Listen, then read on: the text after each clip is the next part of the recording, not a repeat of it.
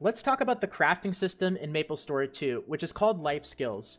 Now, there's a really big difference between the crafting system in Maplestory 2 and the crafting system that you might find in a typical MMO, and this really big difference is going to make it really easy for newer players and less experienced players to make a whole lot of mistakes that are going to set you back quite a bit. Fortunately, I've been playing the game for a little while now, and I've made all of these mistakes, so I can go ahead and end up making a video telling you guys a lot of information about the life skill system, but also tell you guys some tips and some tricks, and make sure that you end up making, or make sure that you don't end up making a lot of these really easy to make mistakes. So let's go ahead and get right to it.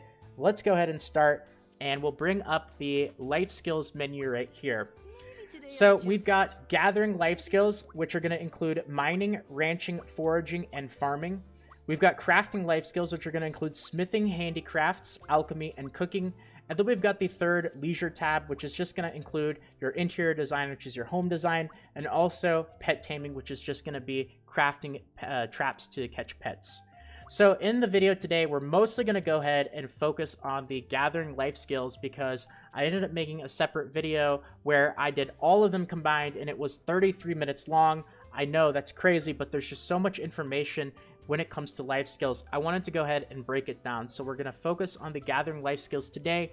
And if you guys enjoy this and it helped out, just let me know, leave a comment, leave a like, however you can to just let me know that you guys enjoyed it. And I'll go ahead and work on releasing a part 2, which is going to include the crafting life skills. Now in the gathering life skills, we have mining, ranching, foraging, and farming. There are going to be 2 life skills that take place in the outside world. That's going to be mining and foraging. And then there's going to be 2 life skills that take place inside your own home and also inside other players' homes. And those are going to be ranching and farming.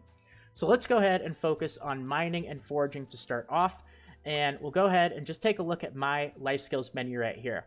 There's going to be a few important things as a newer player that you want to make sure that you know pretty much everything about it. The first is going to be the success rate thing right here. You can see that all of mine still say success rate high. And you can see that I have plenty of different things that I can mine from. Still plenty of them that I haven't unlocked the levels yet, but all the ones that I can mine from will say success rate high. Now, when it comes to gathering in Maplestory 2 and the gathering life skills, you can only gather from a particular node a certain amount each day. And once you get to a certain point, you can no longer gather from that node anymore. And what this is going to start saying is instead of success rate high, when you can no longer gather from that node anymore, it's going to go ahead and say this, success rate impossible. Now, before it ends up getting to that, you're going to end up going from success rate high to success rate average to success rate low, and then finally success rate impossible. And once you end up getting that node to success rate impossible, you can no longer gather from that node until the next reset. It's going to be node specific. So I can go ahead and mine copper nodes until it goes to impossible. Then I can go ahead and go to tin veins and mine until it says impossible, and so on and so forth. But once it does say impossible, I can no longer gather resources from that node until the next day's reset. Now, another important thing to note is the mastery granted. If you see, for me, copper vein is going to say that it grants 0 mastery. So is tin vein, also grant 0 mastery. 0 mastery, 0 mastery.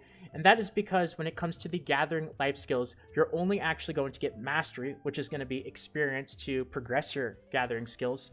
You're only going to get mastery for the 3 highest level nodes that you can end up gathering from. So for me, that's going to end up being iron veins, lead veins, and nickel veins. And as you can see, that iron is going to give me 1 mastery, lead is going to end up giving me 4 mastery, and then nickel is going to end up giving me 7 mastery. Now, silver won't give me any because it's the 4th highest level node. And also, really importantly, a little tip if you guys are still in the lower levels of your gathering life skills. Let's just say we've got iron vein here, and instead of being at 490 experience, I'm at 2,495. So just pretend that I'm 5 experience away from mining rank 8. So remember that you only get experience or mastery from the 3 highest level nodes.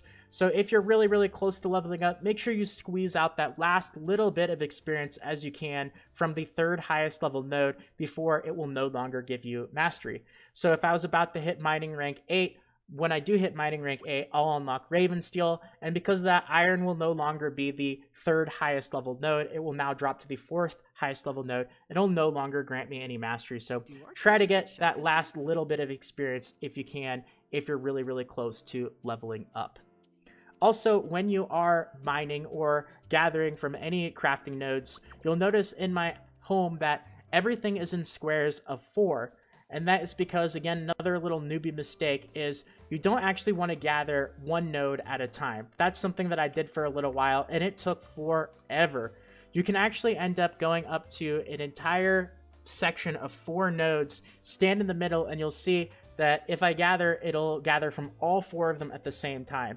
So that is going to gather 4 times as quickly, 4 times as efficiently, and it's going to end up saving you 4 times as much time, which is going to be especially important for what I want to go ahead and share with you guys next, which is another really, really big newbie mistake that a lot of people are making, is forgetting about a very, very important item, or I guess several different items.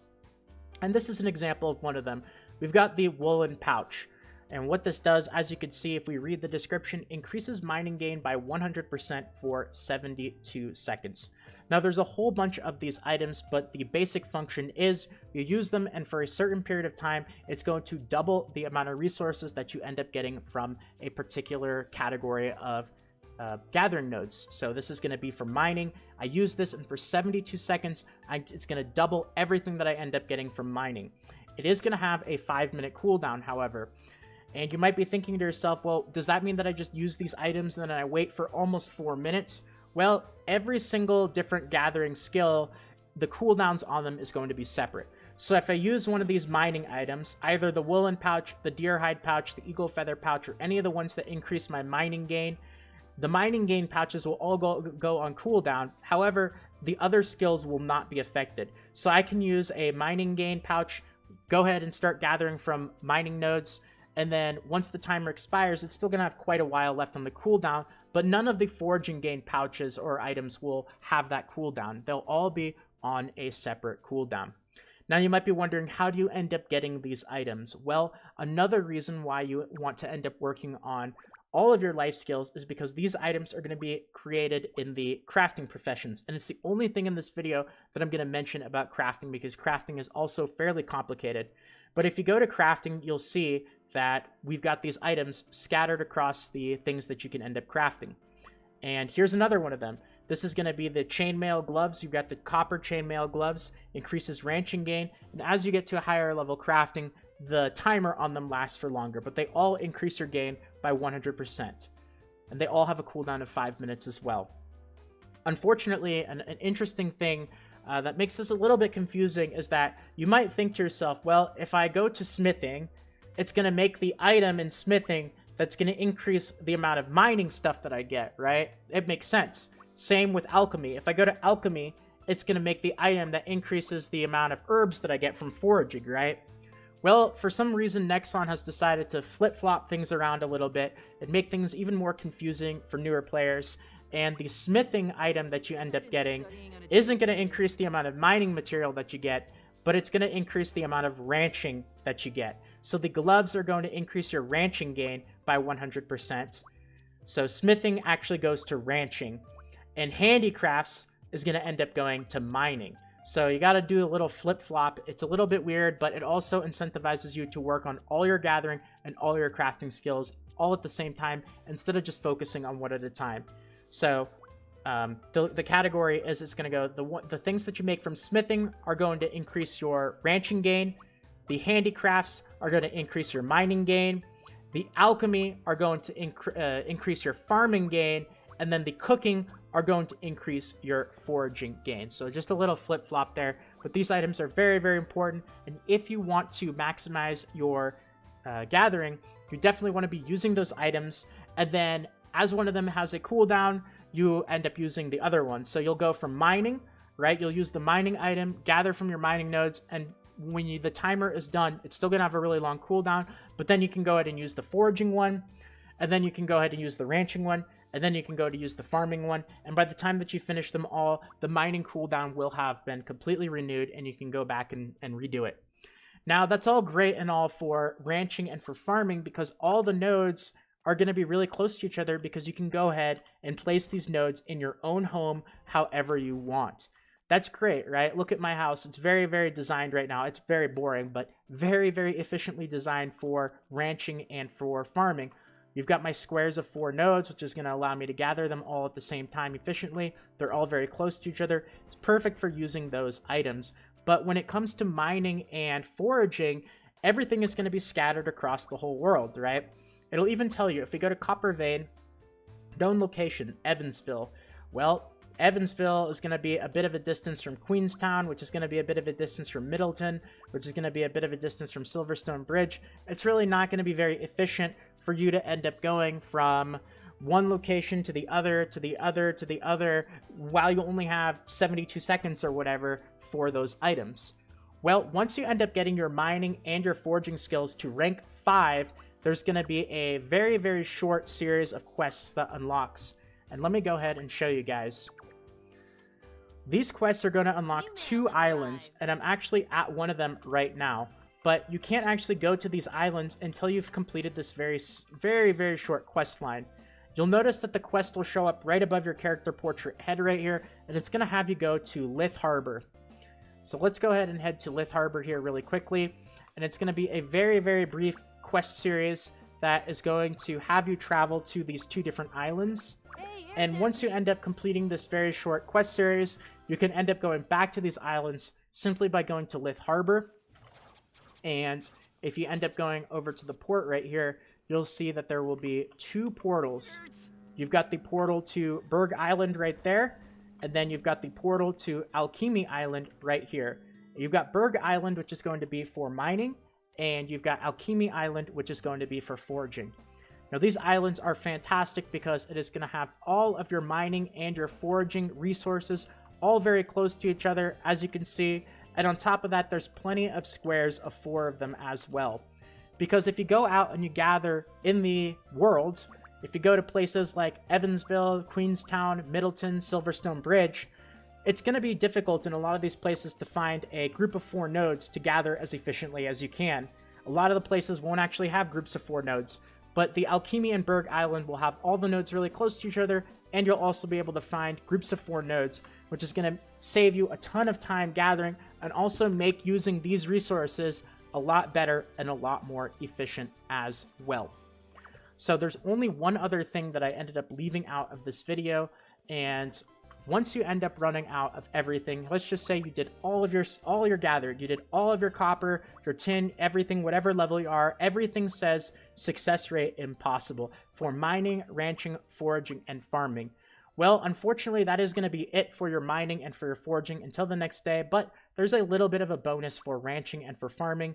You can go ahead and obviously gather all the nodes inside your own home. However, once you've finished all the nodes inside your own home, and it does say success rate impossible, as a little added bonus, you can actually end up going to another player's house and you can end up gathering.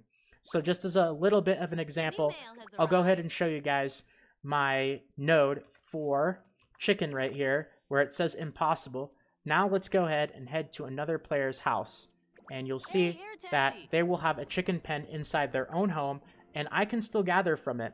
The only little downside to this is obviously you have to end up going to somebody else's house or finding somebody who has that node, and also you can't gather nearly as much from other player houses as you can from your own. So it really is just an added little bonus, a little bit of an extra for ranching and for farming.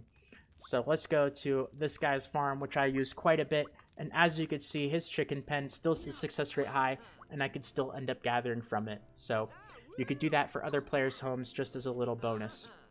Anyway, I threw a lot of information at you guys in this video. Oh my goodness. I'm really hoping that this helped out, though, especially to those of you guys who are newer to the game.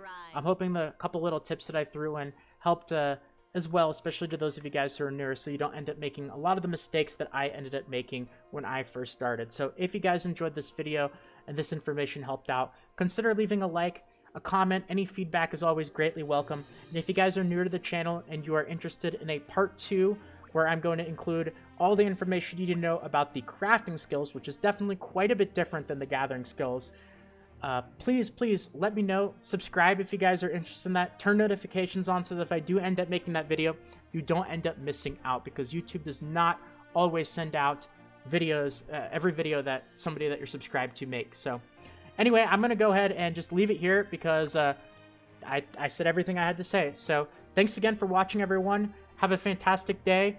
And of course, very quickly, I'll mention that there is a giveaway in the description for the entire month of October. So if you guys are interested in some free stuff, October giveaway, it ends at the very end of October, and it's going to be for an iTunes or Google Play gift card. I just do it once a month as my way of giving back. So thank you again, everyone, for all the support on the channel. If you're interested in entering, you get 2 tickets for being a subscriber to the channel, and then 1 bonus ticket for leaving a like or a comment on the video. So 3 tickets, 3 chances to win, just as a little thank you.